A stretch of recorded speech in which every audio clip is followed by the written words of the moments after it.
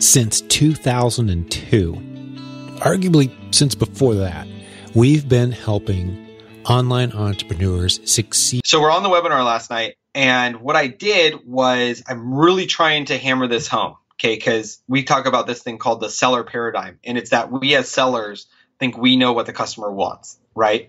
That is like the worst. That's, you know what I call that? That's like how you get warehouses full of inventory, and myself included. Okay. Yeah. Like once you're on that side of it, garage, right? How to fill your garage up with stuff people don't want. You think you know more than the customer.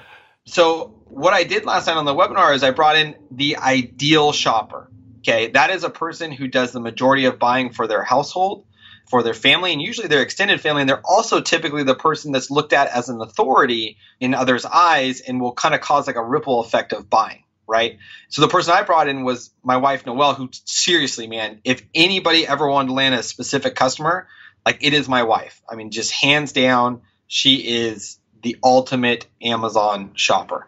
Okay. And really online shopper, even past that. Like when she knows she wants something, she will dig as much as possible to find it. So here's the point. I brought her in to showcase how just in 30 minutes of asking her questions, okay, we went on and we looked at products. Just in those 30 minutes, every single product we looked at, we saw gaps in what was being offered, right? So she was literally saying like, man, I wish someone would offer this with this, or I wish they would have just taken those three things and put it all together. Yeah. Or I wish they had this instead of in 10, they had it in 20.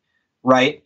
So all she was saying was like, here, take my money. Right. But here's what I actually want. Like, there's nobody selling it this way. This is what I want.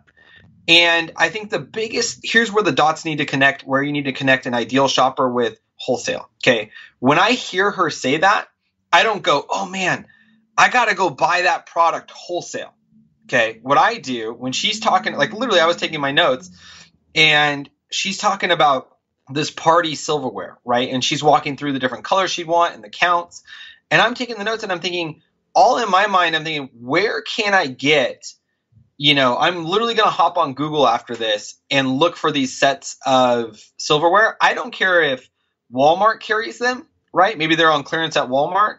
Maybe I can find a wholesaler or distributor who has them, domestically. I can buy a couple cases full, maybe, buy 20, 30 sets to test. Or heck, man, maybe there's a private label company willing to do 20 sets for me that I can do. I don't really care where I get it from, to be totally honest. All I care about is I've now heard about this gap and I want to get that gap before someone else does.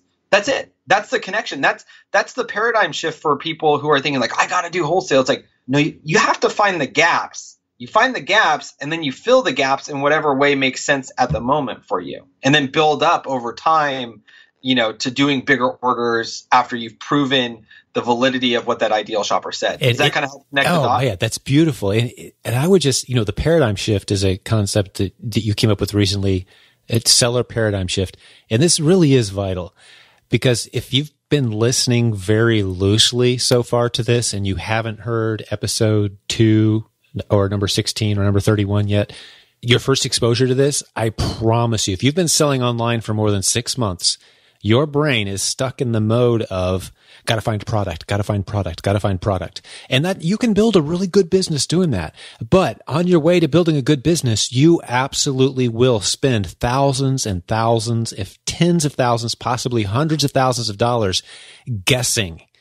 You'll buy courses that tell you, oh, here's how to do private label, or here's how to do wholesale, or here's how to do strategy X. None of that is where you should be starting. You should be starting right where Brett told you, find that perfect shopper. We even encouraged people on the webinar last night, start here. Like if you're brand new to trying to succeed on Amazon, one of the best places you can go is straight to your Facebook page and just post on there, say, hey, do I have any friends or family who shop on Amazon a lot? Please get in contact with me. And once you have those people, you just simply say, the next time you're shopping on Amazon, and from now on, when you're shopping on Amazon, would you please let me know if you're ever looking for something and you can't find it? Or you type in a search phrase and completely unrelated stuff seems to come up. Like there's a gap there.